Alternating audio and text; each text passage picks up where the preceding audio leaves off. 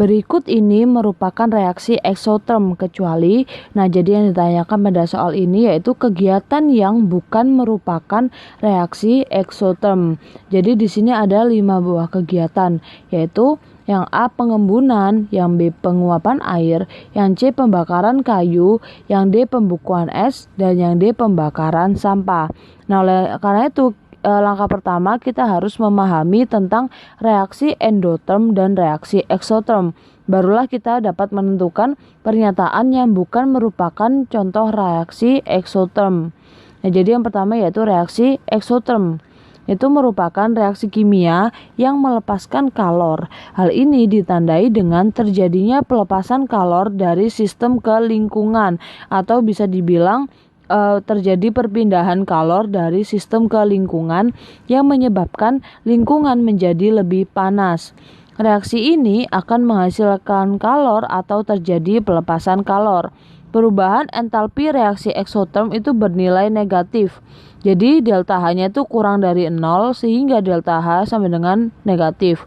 Dengan entalpi akhir itu lebih kecil dibandingkan entalpi awal.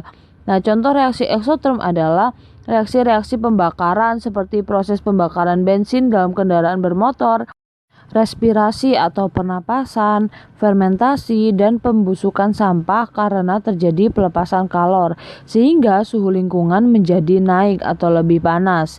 Nah, selanjutnya yaitu kita membahas tentang reaksi endoterm.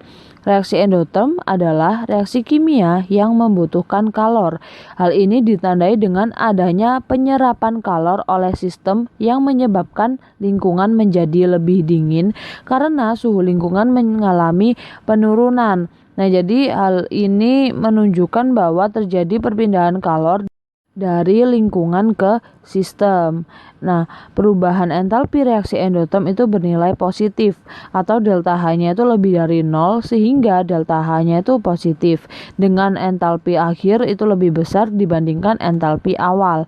Contoh reaksi endoterm adalah fotosintesis karena terjadi penyerapan kalor oleh sistem sehingga suhu lingkungan menjadi lebih dingin.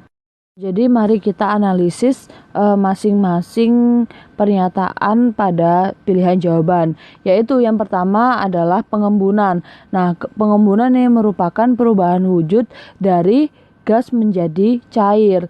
Nah, di sini zat yang berwujud gas itu akan melepaskan kalor untuk membentuk wujud cair. Nah, jadi pengembunan ini merupakan reaksi eksoterm, jadi jawabannya bukan yang A. Kemudian yang B yaitu penguapan air. Nah, penguapan air ini merupakan kebalikan dari pengembunan, yaitu penguapan air itu perubahan wujud dari cair menjadi gas.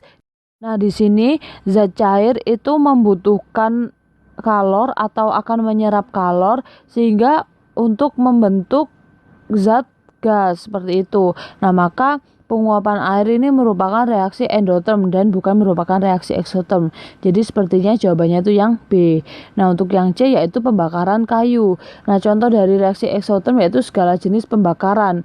Jadi otomatis pembakaran kayu merupakan eksoterm, jadi bukan yang C. Kemudian yang D yaitu pembekuan es.